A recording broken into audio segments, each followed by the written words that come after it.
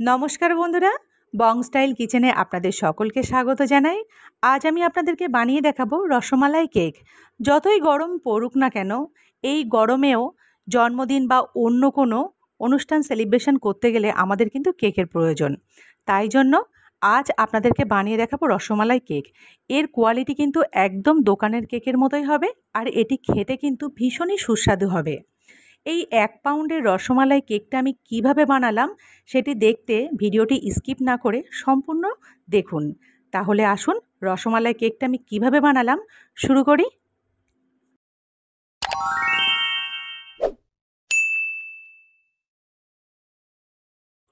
তো বন্ধুরা, 1 পাউন্ডের রসমালাই কেক বানানোর জন্য প্রথমেই দেখো এখানে আমি একটা বড় সাইজের বাটি নিয়ে নিয়েছি এবং তার মধ্যে আমি 3টে ডিমকে ফাটিয়ে দেব। এখানে দেখো ডিমগুলো যেহেতু একটু ছোট সাইজের, ওই জন্য আমি 3টে নিয়েছি।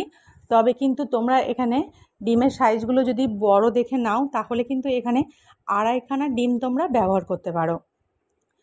তো ডিমটা দেওয়ার পর এবার এখানে আমি 83 গ্রাম চিনি দিয়ে দেবো।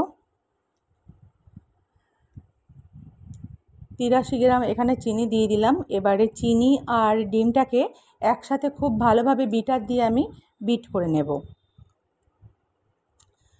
এইভাবে কিন্তু 30 থেকে 35 সেকেন্ড বিটার চালাবে। আবার বিটারটাকে অফ করে দিয়ে একটা খুন্তি দিয়ে বাটির গাটাকে কেকে নিয়ে আবারও 30 থেকে 35 সেকেন্ড চালাবে। এইভাবে কিন্তু ডিমটা আর চিনিটাকে খুব ভালোভাবে বিট করে নেবে। বিট করে নেওয়ার পর যখন দেখবে এরকম সাদা ফোমের মতো হয়ে গেছে, তখন কিন্তু উপর থেকে ভ্যানিলা এসেন্স দিয়ে দিতে পারো। তাহলে কিন্তু ভ্যানিলা এসেন্স 5 থেকে 6 ফোঁটা দিয়ে দেবে। তারপরে দিয়ে দেবে সামান্য 1 চিমটে লবণ। এবার এখানে আমি 83 গ্রাম ময়দা দিয়ে দেব। ভ্যানিলা এসেন্সটা যেহেতু সবার ঘরে থাকে, ওই জন্য ওটা দিয়ে আমি কেকটা বানিয়ে দেখাচ্ছি। এবার এখানে দেখো 1/4 টেবিল স্পুন আমি দিয়ে দিলাম বেকিং পাউডার। দিয়ে এবার সব কিছুকে খুব ভালোভাবে আমি বিট করে নেব। 30 থেকে 35 সেকেন্ড করে একবারে বিট করব। এইভাবে আমি মোট 3 বার বিট করে নেব। তোমরাও কিন্তু সেম প্রসেসেই করে নেবে। দেখো এখানে কিন্তু ব্যাটারটা আরও একবার আমি বিট করে নেব।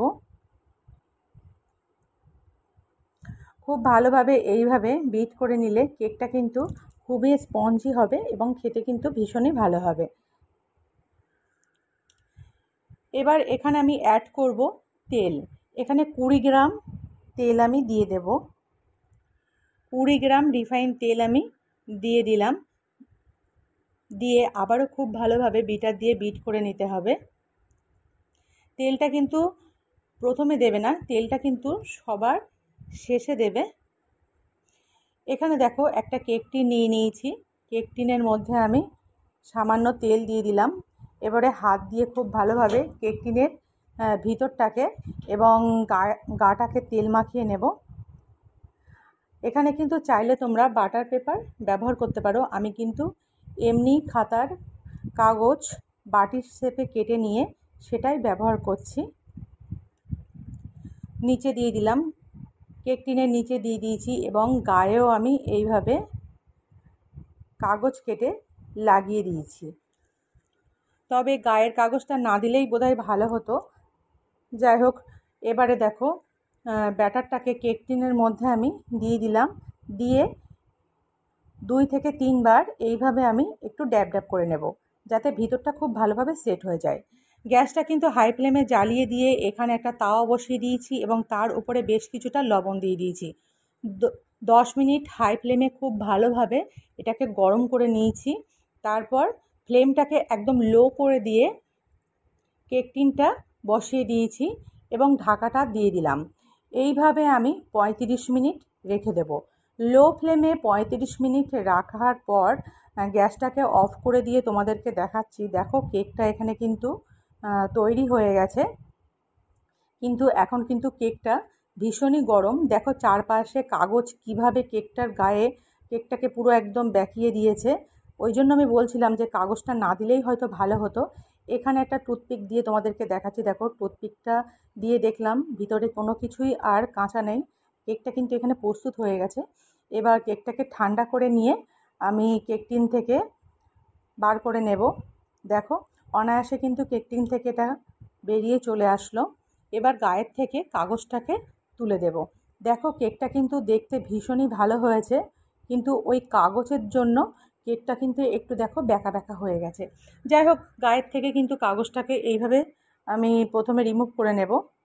তারপর গায়ের কাগজটা তোলা হয়ে গেলে তারপর কেকের নিচের কাগজটাও তুলে দেব। এবার দেখাচ্ছি তোমাকে, তোমরা দেখো যে কেকটা কতটা সফট হয়েছে, ভীষণই সফট হয়েছে। এবার কেকটাকে আমি 3টে পার্টে কেটে নেব। একটা ছুরি নিয়ে নিয়েছি।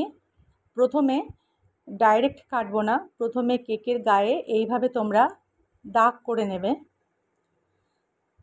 এইভাবে দাগ দিয়ে নেবে প্রথমে।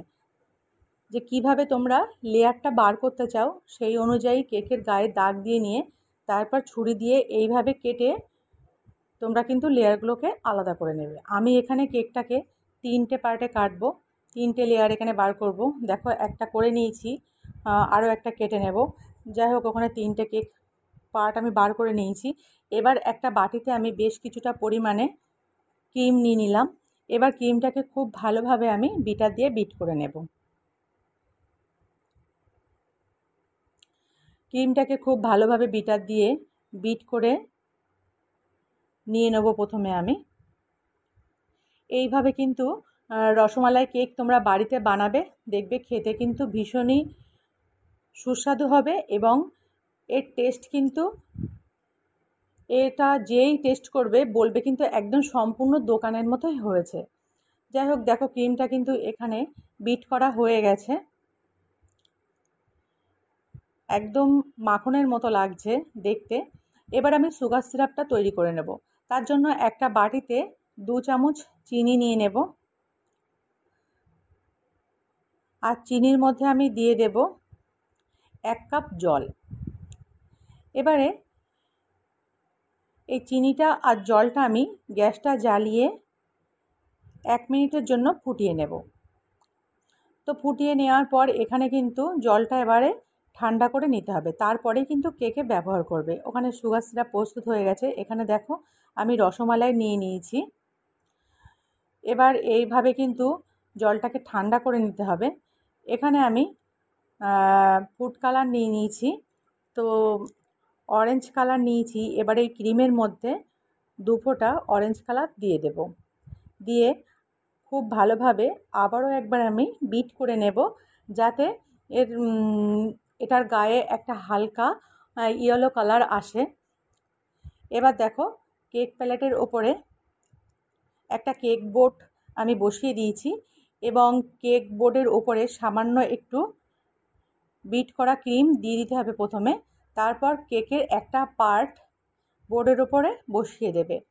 এবারে চারপাশ দিয়ে যে চিনির জলটা আমি বানিয়ে রেখেছি বা চিনির রসটা আমি বানিয়ে রেখেছি সুগার সিরাপ, সেটা দিয়ে এইভাবে কেকটাকে স্যুপ করে নিতে হবে। তারপর উপর দিয়ে দিয়ে দেবে বিট করা ক্রিম। বিট করা ক্রিম দিয়ে দেওয়া হয়ে গেলে তারপর এর উপর দিয়ে এইভাবে দেখো রসমালাইগুলো একটু ভেঙে ভেঙে নেবে এবং এর উপর দিয়ে সুন্দর করে চারপাশে ছড়িয়ে দেবে। রসমালাই এবং রসমালাইয়ের উপরে যে ক্ষীরটা বা রসটা, সেটা কিন্তু এইভাবে চারিদিক দিয়ে দিয়ে দেবে, তাহলে কেকটা কিন্তু খেতে ভীষণই ভালো লাগবে।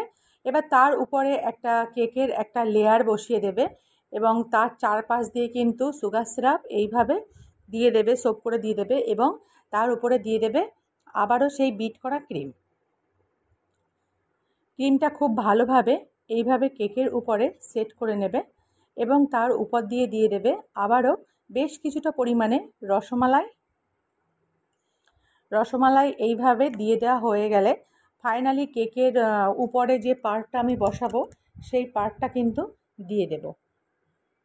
তো 3টে লেয়ার কিন্তু এখানে আমার দেয়া হয়ে গেল। এবারে সেম একই প্রসেসে এর উপরে আমি প্রথমেই দিয়ে দেব সুগার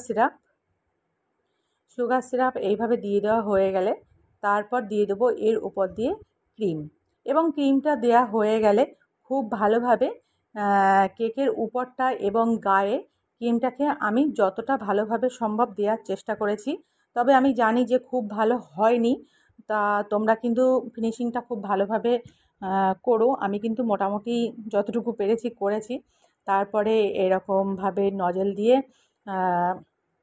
পাইপিং ব্যাগের মধ্যে ক্রিমটাকে ভরে নিয়ে নজল দিয়ে এইভাবে তোমরা তোমাদের পছন্দ মতো ডিজাইন বানিয়ে নেবে। আমি দেখো এরকম ডিজাইন বানিয়েছি এবং উপর দিয়ে রসমালাই দিয়ে এইভাবে ডেকোরেশন করে নিয়েছি। তো ফাইনালি এখানে প্রস্তুত হয়ে গেছে 1 পাউন্ডের রসমালাই কেক। আশা করছি তোমরা যদি বাড়িতে এইভাবে বানাও তাহলে কিন্তু খুব চমৎকার একটা কেক প্রস্তুত হয়ে যাবে এবং এটি খেতে কিন্তু একদম দোকানের কেকের স্বাদের থেকে কিন্তু কোনো অংশেই কম নয়, বরং আমি বলবো দোকানের কেকের স্বাদের থেকেও কিন্তু বেশি ভালো হবে। তো আজকের এই কেকের রেসিপিটা যদি তোমাদের ভালো লাগে তাহলে একটা লাইক করো, কমেন্ট করো। আর আমার চ্যানেলটি যদি এখনও সাবস্ক্রাইব না করে থাকো তাহলে প্লিজ আমার চ্যানেলটি সাবস্ক্রাইব করে দিয়ে আমার পাশে থেকো। নতুন একটা ভিডিও নিয়ে খুব তাড়াতাড়ি আমি হাজির হব। তোমরা সকলে ভালো থেকো আর এই গরমে বেশি করে জল খাও। ভালো থাকো।